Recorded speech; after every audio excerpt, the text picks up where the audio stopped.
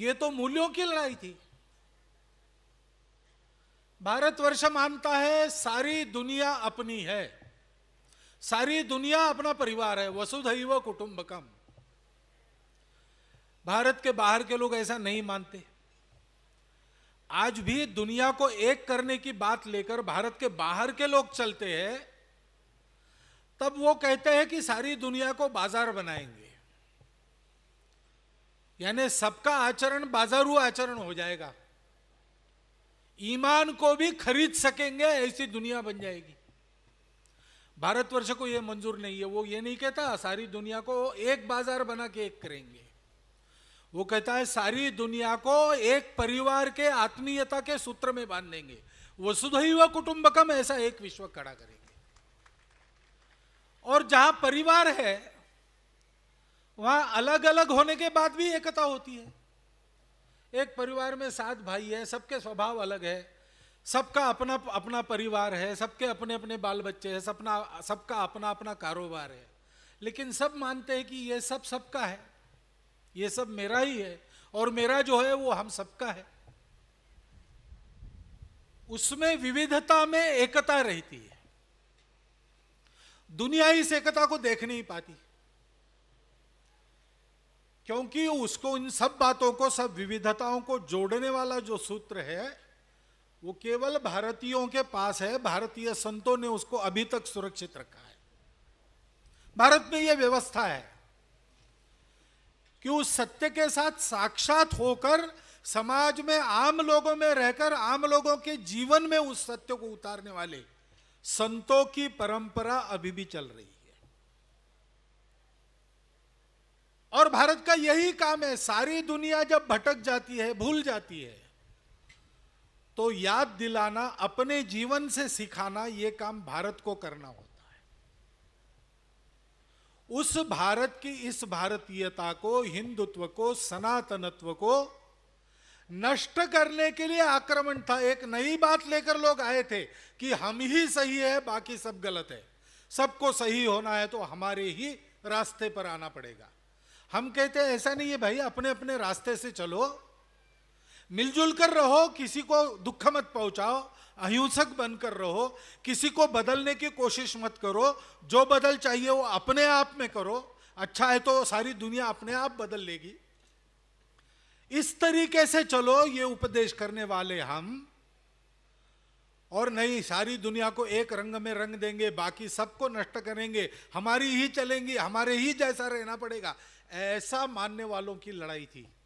इसलिए राजा दाहर ने यह विचार नहीं किया कि यह मेरे राज्य पर आक्रमण है। उसने यही विचार किया ये हमारी जीवन पद्धति पर आक्रमण है, ये मानवता पर आक्रमण है, ये सनातन धर्म पर आक्रमण है, ये हिंदुत्व पर आक्रमण है। उन्होंने ऐसा विचार किया कब? मुझे सपने में आकर बताया क्या? ऐसा नहीं। यह विचार केवल पुस्तकों में नहीं था, यह विचार केवल भाषणों में नहीं था, यह विचार राजा दाहर जैसे राजाओं के जीवन में था, राज्य करने की पद्धति में था। आज तो उनकी पुण्यतिथि है, इसलिए उनके बलिदान का स्मरण विशेष रूप से हो रहा है और होना भी चाहिए। लेकिन जो जीवन उन्होंने अपने देश, धर्म, संस्कृति की रक्षा के लिए दांव पर लगाया, वो जीवन उसी देश, धर्म, संस्कृति के उदाहरण का प्रत्यक्ष प्रतीक था। उन्होंने कैसा राज्य चलाया, उन्होंने धर्म का आचरण कैसे किया, लोगों के और स्वयं के धर्म को बचाकर कैसे चले, लोगों में और स्वयं के जीवन में उस धर्म को बढ़ाते कैसे चले, ऐसे ये सारे राजा थे।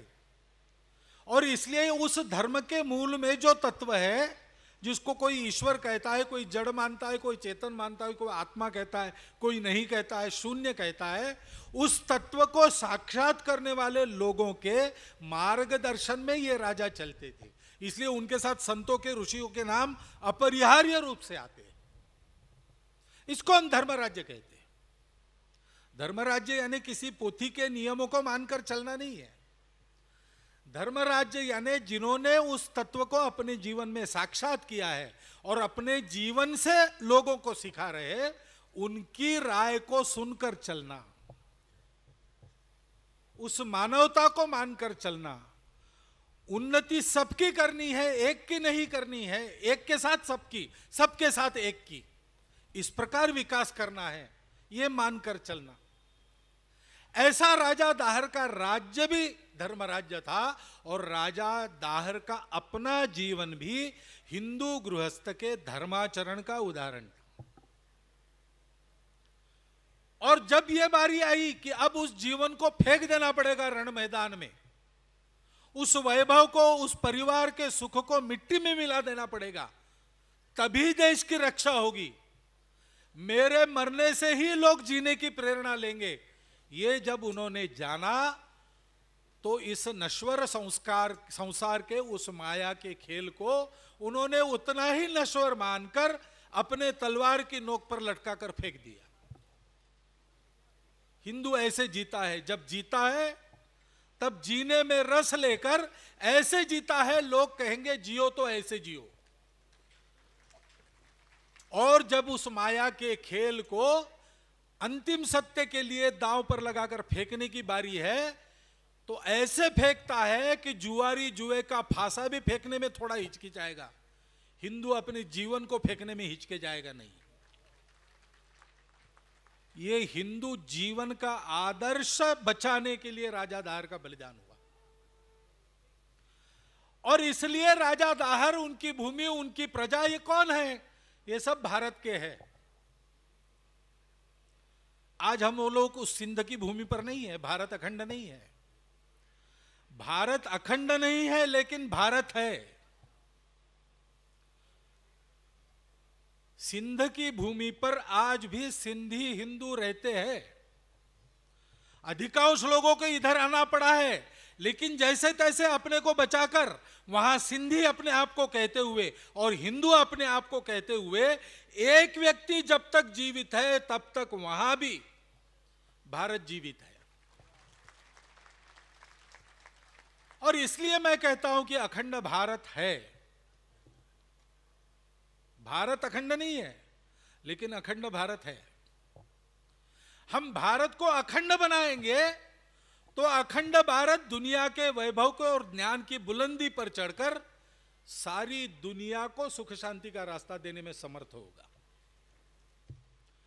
क्योंकि आखिर मैं संघ का कार्यकर्ता हूं, संपूर्ण हिंदू समाज को संगठित करता हूं, तो छोटे सम्मेलनों में हम लोग नहीं जाते, भाषाओं के, जाति पंथ विशेष के ऐसे सम्मेलनों में जाने में हमको रुचि नहीं रहती।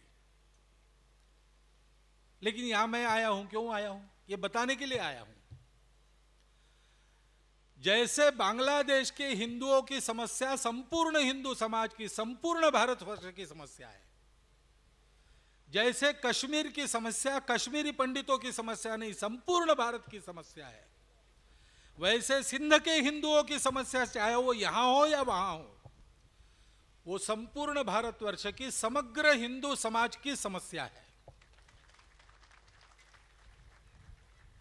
ये हिंदू समाज के और भारत के विभाजन के कारण पैदा हुई है।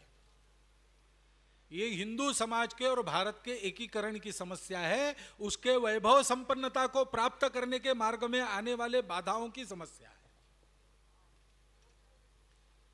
हमारे सिंधी भाई अगर राजा दाहर को स्मरण करते हैं, सिंधी भाषा को बचाने का प्रयास करते हैं, सिंध की भूमि पर फिर से हम बस जाए, उसी तरह स्वतंत्र होकर बस जाए, ऐसा प्रयत्न करते हैं, तो वो सिंधी भाइयों के हित का प्रयत्न नहीं है, वो भारत के हित का प्रयत्न है। हम सब सिंधी भाषिक लोगों को भी और भारतवर्ष के बाकी सब लोगों को भी इसको समझना चाहिए। यह सूत्र नहीं छूटना चाहिए। भारत की हर भाषा भारतीय भाषा है। भारत की हर भाषा मेरी मातृभाषा है। अगर मैं वहां रहता हूं, हमारे संघ में परिचय चलता है, हर बार परिचय होता है, परिचित लोगों का भी फिर से परिचय होता है। तो परिचय में कभी कभी लोग बोलते हैं जैसा रिवाज है, मूलतः मैं यहाँ का रहने वाला हूँ, मूलतः मैं वहाँ का रहने वाला हूँ। मैं कहता हूँ भाई मूलतः तुम कहाँ के रहने वाले हो? मूलतः तो तुम भारत के रहने वाले हो। भारत का कोई व्यक्ति कहाँ जाएगा? वो भारत में कहीं भी जा सकता है। सिंध से उजड़ा गया तो कहाँ गया? हम अमेरिका में नहीं गए, हम भारत की ओर कुछ लोग गए, बाहर भी गए, लेकिन वहां जाने के बाद भी आने की चाह इधर ही रखते हैं, और अधिकांश लोग तो इधर चले आए। क्यों? क्योंकि ये स्वाभाविक बात है। सारा भारत मेरा घर है, तो मूलतः भारत के है। लेकिन भारत क्या है? भारत एक भाषा नहीं है, भारत एक प्रांत नहीं है, भारत एक पंथ संप्रदाय नहीं है। सब पंथ संप्रदाय, सब भाषा भाषी, सब प्रांत मिलकर भारत बनता है। भारत के वो अभिन्न, जैसे पानी और पानी की बूंद अलग नहीं हो सकती। बूंद अलग हो गई, बूंद सूख जाएगी, पानी रहेगा। लोग बूंदों का पानी नहीं कहेंगे, पानी की बूंदे कहेंगे। पानी में बूंदे है, दिखती नहीं अलग, लेकिन निकाल सकते हैं। निकालने के बाद उनका अस्तित्व नहीं रहता, मिलकर रहती है। बूंदों से ही पानी बनता है। घड़े को भरना है तो बूंद बूंद से ही भरना पड़ता है। बूंद और पानी अलग नहीं है। आप बूंद को नकार के पानी को नहीं बना सकते, पानी को नकार के बूंद को जीवंत नहीं रख सकते। और इसलिए भारतवर्ष से कोई बूंद छिटक जाए, बिखर जाए, अलग हो जाए, भारतवर्ष अधूरा रहेगा। एक बूंद पानी कम हो जाएगा, वो कभी भी पूरा पानी नहीं कहलाएगा, एक बूंद कम पानी ही कहलाएगा। और इसलिए भारत को अखंड होना यह आवश्यक है, और यह अपरिहार्य भी है, अनिवार्य भी, ये होना ही है। क्यों? क्योंकि ये नहीं रहा तो दुनिया नहीं बचेगी। दुनिया चल पड़ी गलत राह पर, सुख के पीछे, और सुख के इतने सारे प्रयोग 2000 वर्षों में कर लिए, लेकिन दुनिया को सुख नहीं मिल रहा है।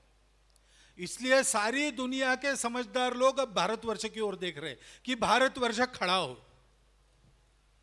लेकिन लंगड़ा लूला आदमी खड़ा नहीं हो सकता, दुर्बल आदमी खड़ा नहीं हो सकता, बीमार आदमी खड़ा नहीं हो सकता। वैसे बीमार देश, लंगड़ा लूला देश, दुर्बल देश खड़ा नहीं हो सकता।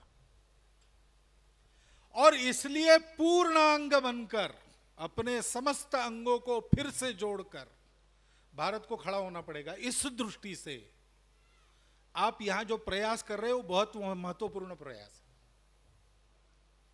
आखिर भारत की हर भाषा भारत के स्वत्व तक पहुंचाती है, मूल एकता तक पहुंचाती है। भारत का हर प्रांत, भारत का हर पंथ संप्रदाय, भारत की हर जाति अपने में से भारत के मूल को पहुंचाती है। हर एक का सबल होना, और सबल होते समय हम एक पूर्ण के घटक है, इसका भान रखना भारत की सबलता में मदद करता है। आप अपने स्वत्व की पहचान कर रहे हैं, आप अपनी मातृभाषा को उद्धार करना चाहते, करना ही चाहिए, क्योंकि बिना मातृभाषा के आदमी माता का पुत्र नहीं बन सकता। भाषा के साथ भाव आता है। हम चाहे जितनी अच्छी अंग्रेजी बोल